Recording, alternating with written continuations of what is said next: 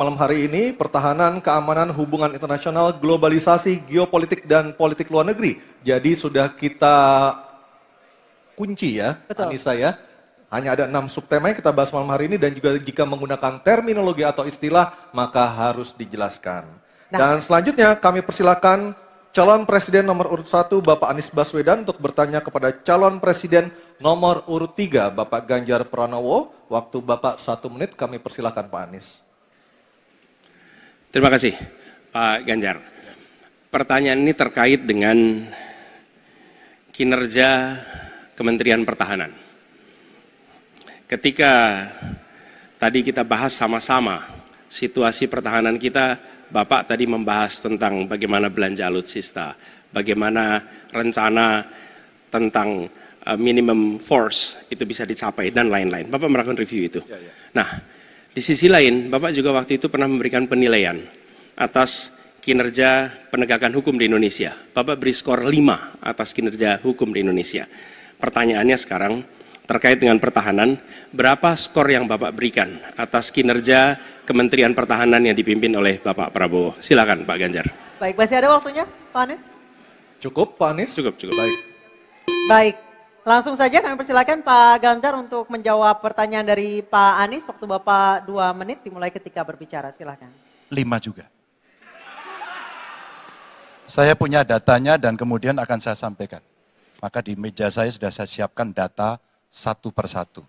Namun demikian Mas Anies, tentu saja ada yang ingin saya sampaikan dari apa yang tadi sudah saya utarakan. Ketika kemudian kita ingin membangun sistem pertahanan kita, maka dalam perencanaan kita tidak boleh gonta-ganti. Kita mesti ajak, mesti konsisten. Kedua, kita mesti mendengarkan betul-betul dari seluruh matra. Maka seluruh proses perencanaannya harus bottom up. Sehingga saya ketemu dengan seseorang berpangkat cukup tinggi, Pak, kalau Bapak kasih persenjataan kepada saya yang tidak saya butuhkan, sudah saya siapkan museum untuk saya taruh di sana. Situasi seperti ini tentu tidak mengenakan. Tapi ini harus kita buka apapun kondisinya untuk perbaikan bangsa. Kritik otokritik itu menyehatkan. Tidak ada kok rasa dengki di hati saya. Yang ada adalah bagaimana rasa cinta tanah air ini mesti kita wujudkan. Agar kemudian kita betul-betul bisa menjadi negara kuat di banyak area dan kita berbicara di dunia internasional disegani. Bung Karno telah menyampaikan itu. Daulat politik itu wajib. Berdikari dalam bidang ekonomi mesti dituju. Dan kita punya kepribadian dalam kebudayaan. Sekarang daulat ekonomi pertahanan kita mesti kita tunjukkan. Maka ketika banyak perusahaan-perusahaan waktu itu yang sangat strategis dibikin, itu mimpi sejak dari lama pendiri bangsa agar kita menjadi negara kuat. Dan itulah yang sebenarnya kita-kita yang harus meneruskan itu. Begitu Mas Anies. Ya, makasih Pak Ganjar. Cukup Pak Ganjar, baik Pak Anies. Silakan menanggapi jawaban dari Pak Ganjar, waktu 1 menit Pak Anies, silakan. Jadi TNI, tentara kita, polisi kita, semua bekerja luar biasa di lapangan. Kita harus berikan rasa hormat dan terima kasih. Karena mereka mengerjakan hal-hal yang sulit, hal-hal yang berat. Tapi sisi kebijakan menurut saya lebih parah. Kenapa? Di era Pak SBY, kenaikan gaji terjadi 9 kali. Selama era ini hanya bernaik gaji 3 kali dan akan naik nanti tahun depan. Karena menjelang pemilu mungkin naik gajinya. Tapi di sisi lain, kesejahteraannya tidak dipikirkan dengan serius. Tukin hanya 80%. Lihat Kementerian Keuangan, lihat Kementerian PUPR. Menteri-menterinya mengusahakan peningkatan tukin di mereka. Lalu kita lihat tadi alutsista yang bekas, yang itu resikonya adalah keselamatan dari TNI kita. Mereka bekerja keras menjaga setiap jengkal tanah Republik ini. Tetapi mereka tidak didukung dengan policy. Karena itu menurut saya skornya justru di bawah 5 Mas Ganjar. Kalau 5 itu ketinggian Pak Ganjar. Terima kasih Pak Ganjar. Baik, waktu habis Pak Anies. Pak Ganjar silakan jawab pertanyaan dari Pak Anies. Waktu Bapak 1 menit. Silakan Pak Ganjar. Mas Anies gak usah takut. Disebut aja angkanya berapa gitu loh. Kayak saya gitu loh. Jangan di bawah 5, sebut aja berapa. 11 Mas. Dari 100. Ini sedikit ngajari kendel Mas Anies, biar berani. Apa yang kemudian saya lakukan dari jawaban saya untuk membela para TNI kita? Saya bersama mereka. Saya mendengarkan, saya berkeliling Indonesia, saya mampir bertemu di rumah-rumah mereka, di asrama-asrama mereka. Maka kami tidak mau kalau kemudian mereka, mohon maaf, bertempur dan mati sia-sia. Saya tidak rela. Maka itulah yang saya bela. Maka perencanaan bottom up itu betul-betul sebuah perencanaan yang mereka inginkan, mereka harapkan, dan mereka bisa menggunakan dengan sangat efektif. Termasuk pada soal kesejahteraan tadi yang disampaikan. Dan saya sepakat pada soal itu. Baik, terima kasih Pak Ganjar. Mohon tenang, mohon tertib Bapak dan Ibu sekalian. Kita akan lanjutkan. Kami persilahkan kepada Capres nomor 2 Pak Prabowo untuk bertanya kepada Capres nomor 1 Bapak Anies Baswedan. Waktunya 1 menit Pak Prabowo, kami persilahkan. Saya cukup kaget karena beberapa hari yang lalu calon wakil presiden Bapak menyampaikan bahwa negara kita tidak dalam keadaan perang, sehingga untuk apa kita harus beli alat-alat perang. Tapi hari ini Bapak mengatakan Bapak setuju dengan kenaikan anggaran 1-2%. Jadi itu saya minta ketegasan. Yang kedua, ya sekali lagi data-data yang Bapak pegang adalah keliru, dan juga Pak Ganjar tadi juga banyak kelirunya. Saya sangat transparan, dan semua partai yang mengusung Bapak Profesor Anies mendukung APBN, berarti mendukung program saya, termasuk PDIP di Komisi 1. Waktu habis. Baik, Pak Prabowo. Habis. Baik, Pak Anies silakan untuk menjawab pertanyaan Pak Prabowo, waktu Anda 2 menit. Silakan. Ya, jadi kita butuh pertahanan yang sesuai dengan ancaman nyata yang ada di depan kita. Ancaman ini dirasakan oleh siapa? Dirasakan bukan saja di dalam batas-batas teritorial, tapi juga di keluarga. Bagaimana ancaman atas penipuan online, bagaimana ancaman atas peretasan, bagaimana ancaman atas judi online, bagaimana ancaman-ancaman terorisme. Itu semua membutuhkan perhatian.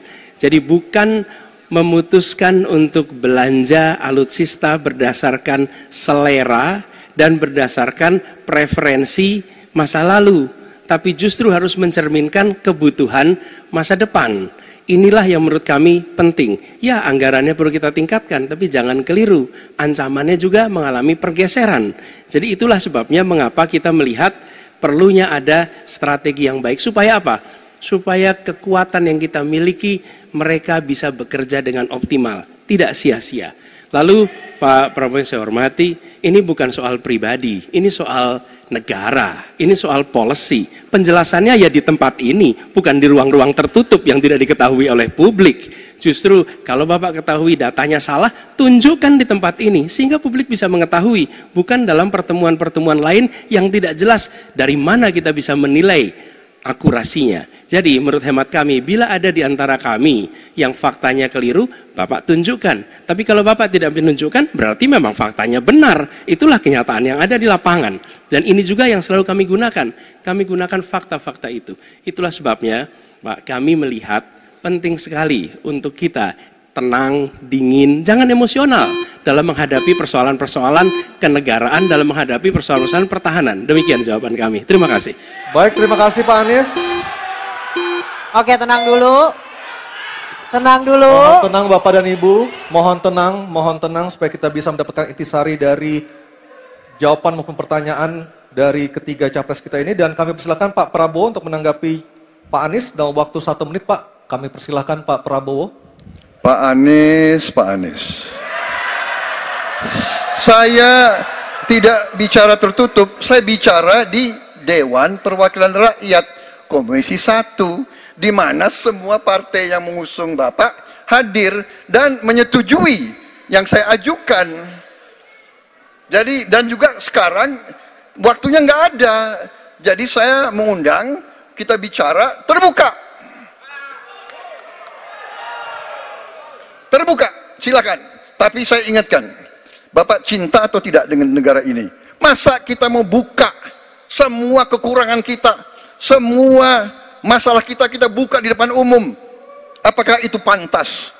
Di negara yang baik, di negara maju, masalah rahasia ada, Profesor. Jadi bohong, saya tidak minta tertutup. Saya terbuka, Komisi DPR terbuka. Baik, waktunya habis. Waktu habis Pak Prabowo, waktu habis. Kami persilakan Pak. Mohon tenang. Tenang dulu, kita lanjutkan. Supaya pemirsa di rumah juga bisa mendapatkan intisari dari acara kita malam hari ini. Mohon tenang. Silakan Pak Anies untuk memberikan tanggapan atas pernyataan Pak Prabowo. Waktu Bapak 1 menit. Tidak ada yang perlu dirahasiakan. Bapak Presiden menyampaikan, Bapak punya lahan lebih dari 340.000 hektar, sementara TNI kita, prajurit kita, selebih dari separuh tidak punya rumah dinas. Itu fakta, tidak perlu dibicarakan secara tertutup. Itu kekurangan yang harus kita perbaiki. Dan ketika tadi Bapak mengatakan, Bapak akan meningkatkan kesejahteraan. Pak, Bapak ini sudah Menhan selama 4 tahun, hampir 5 tahun. Bukan calon Menhan. Jadi harusnya menunjukkan inilah yang sudah saya kerjakan. Bukan mengatakan apa yang akan dilakukan. Nah saya menyampaikan, bila saya ditugasi maka kenaikan gaji dilakukan tiap tahun. Maka perumahan prajurit TNI dipastikan dibangun. Sehingga mereka tidak perlu ngekos, tidak perlu mereka sewa. Dan mereka bisa tenang. Mereka diminta mempertahankan setiap jengkal, tapi kita tidak memberikan tempat tinggal bagi mereka berdinas. Itu tidak benar, itu harus dikoreksi. Baik, waktu habis. Terima kasih Pak Anies. Mohon tenang Bapak dan Ibu, mohon tenang. Tenang dulu yuk supaya kita bisa lanjutkan acaranya. Mohon tenang dulu. Mohon tenang menjaga ketertiban, kita berikan hak yang sama kepada 3 capres kita, mohon tenang.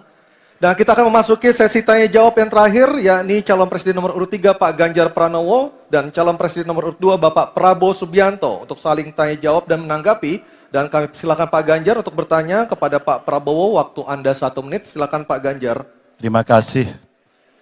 Pak Prabowo, saya senang sekali Bapak memantik saya, data saya tidak benar. Silakan bantah data saya hari ini Pak. Dan saya izinkan kalau ada staf mau bantu silakan berdiri di sebelahnya. Izinkan. Pak, Global Peace Index kita menurut sumber Institute for Economic and Peace kita turun Pak.